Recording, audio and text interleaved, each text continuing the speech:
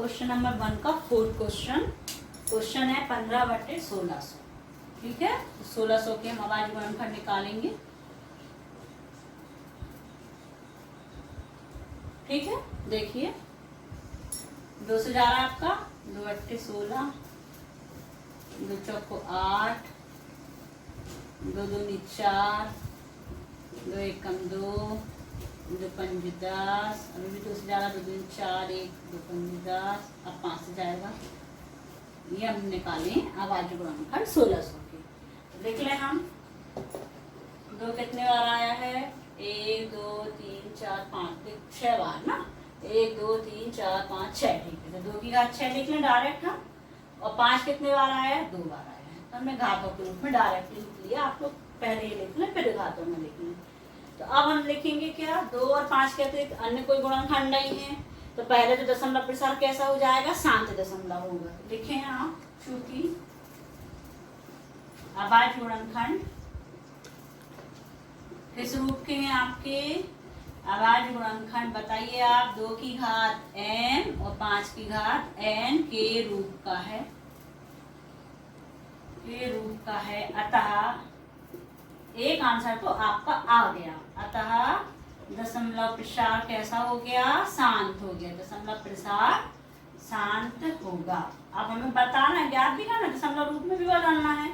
तो यहाँ तक आपका एक क्वेश्चन कंप्लीट हो गया। अब क्वेश्चन नंबर 2 में कहा है कि यदि दशमलव प्रसार कैसा है, शांत है, तो दशमलव रूप में भी लिखिए। तो हम दशमलव रूप में बदलेंगे, यहाँ आपको ध्यान देना है। देखिए इसमें क्योंकि 2 भी है और 5 भी है, तो हम सबसे पहले लिख लें 15/1600 बराबर 15, और 1600 की जो गुणनखंड आए वो 1600 की जगह पर आप लिख लें। अब आप देखिएगा, यहाँ पर 2 की घात 6 है, पर यहाँ पर 5 की घात कितनी है, 2 है। हमको बराबर करना है, तो बराबर कब होगी, जब 5 की घात 4 और आ जाएंगी। ठीक है, 4 और 2 मिला के 6 हो जाएंगी। तो अब हम जो गुणा करेंगे अंश और हर में, वो किसका करेंगे, 5 की घात 4 का। क्यों, क्योंकि यहाँ पर 2 की घात कितनी 6 है, हमको एक सी करना है, बराबर घात करना है। तो क्या कमी है इसमें, 5 की घात 4 की कमी है, तो हम इसमें गुणा कर देते हैं। 5 की घात और 2 पहले से ही है, तो 5 की घात 4 से हम अंश और हर में गुणा करेंगे। ठीक है, या हम कह सकते हैं अंश में गुणा किया और हर में हमने भाग किया। अब 15, अब 5 की घात 4 को अब खोल कर लिख लीजिए, डिस्क्राइब कर दीजिए, 5 गुणित 5 गुणित 5 गुणित 5। यही अर्थ होता है 5 की घात 4 का, कि 5 का गुणा 4 बार। अब यहाँ पर आपको गुणा करने की जरूरत नहीं है। अब आप लिखिए 2 की घात 6, अब 5 की घात 2 और 5 की घात 4, ये दोनों मिला देंगी, जुड़ जाएंगी। समान घात में समान आधार होती है तो घातें जुड़ती हैं। 4 और 6 दोनों की समान घात हो गई। अब जब समान घात हो गई है तो हम इनको एक कोष्टक में लिख लेंगे।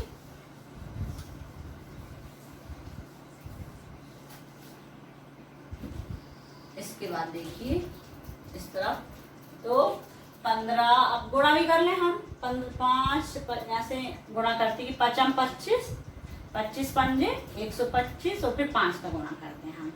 ठीक है, तो 5 25 और 25 25 25 625। ठीक है, 625 में गुणा कर दें हम 15 का, ऐसा कर सकते हैं। देखिए 5 25 5 25, 25 का गुणा 25 में करेंगे तो 625। अब 625 आया है, इसका गुणा किससे होना है, 15 से होना है। तो 5 25 की 5, हासिलाई 2, 5 2 10 11 12 2 हासिलाई 1, 5 6 30 और 1 31, फिर 5 2 6, 1 का गुणा किया है, 5 7 3 9, 9375। ऊपर अंश का गुणा होके आया है 9375 बटे। अब हर में हमको गुणा नहीं करना है, इनको एक कोष्टक में लिखेंगे। जैसा हमने पिछले क्वेश्चन में बताया था कि 2 और 5 को लिखा एक कोष्टक में, और समान घात को हमने कोष्टक के बाहर निकाला 6 को। ठीक है, गुणा है इसलिए हम ऐसा कर सकते हैं। अब देखिए 5 दूनी 10, हमने बताया था आपको 10 बनाना है, हमको 10 बन गया आपका। बड़ा आसान हो गया हमारा क्वेश्चन। देखिए भाग भी नहीं दिया, और हमने दशमलव रूप में भी बदल देंगे हम। 10 को घात 6 मतलब 6 शून्य लगा लो आप गिन के, 1 2 3 4 5 6। 6 शून्य का मतलब है 6 अंक के बाद दशमलव लगेगा। दाहिने तरफ से अंक गिने आप, 1 2 3 4, 4 ही अंक हैं, 2 6 अंक नहीं है, 2 शून्य बढ़ा लो आप। अब देखिए 6 अंक हो गए, 1 2 3 4 5 6 और यहाँ पर दशमलव लग गया, ये शून्य और हमारा ये आंसर भी हो गया। ठीक है, शांत दशमलव था तो हमने इसको बता दिया कि बिना भाग दिए बताया और बिना विभाजन प्रक्रिया के बताया है। पहला तो ये बताया था कि शांत है, दूसरा आपको दशमलव रूप में बदलने का बड़ा आसान तरीका। हमको क्या है, हर में 10 करना है। यदि 2 होगा, जैसे इसमें 2 था, 5 की कमी थी, जितने 5 की कमी थी उससे हमने अंश और हर में गुणा कर लिया था। ठीक है, और उसको हमने हल किया इस तरीके से। आप लोग थोड़ा सा प्रैक्टिस करिए और अन्य क्वेश्चन को भी करके देखिए। पूरे क्वेश्चन आपसे बनेंगे, सबके हर के आप अभाज्य गुणनखंड निकालिए और फिर देखिए शांत है आसान तो शांत है, इस तरीके से आप बदल कर देखिए। अब हम करने जा रहे हैं क्वेश्चन नंबर 3। देखिए, आप देखिए एक्सरसाइज 1.4 का क्वेश्चन नंबर 3 ये है। आपको उसको क्वेश्चन को मैं पढ़ देती हूँ। कुछ वास्तविक संख्याओं के दशमलव प्रसार नीचे दिए गए हैं। ये आपको दशमलव प्रसार दिए गए हैं और हमें प्रत्येक स्थिति में निर्धारित करना है। पहली चीज सुनिए कि यह संख्या परिमेय संख्या है नहीं। तो आपको अब इसमें दशमलव प्रसार है और आपको बताना है कि ये जो संख्या है आपकी वो परिमेय संख्या है या नहीं है। और यदि परिमेय संख्या है मतलब p/q के रूप की है तो q के अभाज्य गुणनखंडों के बारे में आप क्या कह सकते हैं। यदि आपने नियम अच्छे से समझा है तो आप देख के ही बता पाएंगे कि जो दशमलव प्रसार लिखे हैं वो परिमेय संख्या के दशमलव प्रसार है या नहीं है। देखिए, ये जो पहला क्वेश्चन है थर्ड का फर्स्ट 43.1 2 3 4 5 6 7 8 9 ये आपका खत्म हो गया। दशमलव के बाद प्रसार आपका खत्म हो गया है, मतलब ये शांत दशमलव है। हमने आपको नियम बताया है कि परिमेय संख्या के दशमलव प्रसार कैसे होते हैं, शांत होंगे या अशांत आवर्ती होंगे। तो पहली चीज कि ये जो दशमलव प्रसार वाली जो संख्या है वो परिमेय संख्या है। आप लिखेंगे हाँ यह संख्या परिमेय संख्या है। और यदि परिमेय संख्या है तो आप q के रूप में क्या कह सकते हैं, q मतलब हर के रूप में क्या कह सकेंगे हमने आपको ये दूसरा नियम बताया कि यदि परिमेय संख्या शांत है तो इसका हर का जो गुणनखंड होगा वो 2 की घात n और 5 की घात m के रूप का होगा। तो हम ये कह सकते हैं कि इसका जो हर होगा उसके अभाज्य गुणनखंड 2 की घात n और 5 की घात m के रूप के होंगे। इसके बाद इसमें लिखना है आपको। ठीक है, दूसरा क्वेश्चन देखिए, इसका आपके सामने संख्या है, इसके दशमलव प्रसार के बाद देखिए डैश डैश लगा हुआ है, मतलब ये परिमेय संख्या आपकी अशांत है पहली चीज। ठीक है, अब अशांत तो है, अब आवर्ती भी है कि नहीं है कि अनावर्ती है। अनावर्ती मतलब रिपीट नहीं हो रहा। अब आप ध्यान से देखिए 1 2 0 था, फिर 1 2 0 आ गया, 1 2 0 आ गया, 1 2 4 0 आ गया, मतलब जीरो की संख्या बढ़ रही है, कहीं भी आपका रिपीटेशन नहीं हो रहा है। संख्या जरूर एक सी लग रही है देखने में, लेकिन जीरो क्या हो रहे हैं, हर बार बढ़ते जा रहे हैं। इसका अर्थ है कि ये जो दशमलव प्रसार है वो अशांत आवर्ती नहीं है। तो क्या कहलाएगी, ये अशांत अनावर्ती प्रसार है।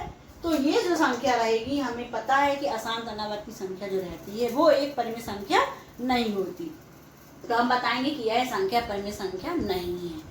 ठीक है, तो परिमेय संख्या नहीं है आपकी, क्योंकि इसके दशमलव प्रसार लिख भी दीजिए, इसका दशमलव प्रसार अशांत अनावर्ती है।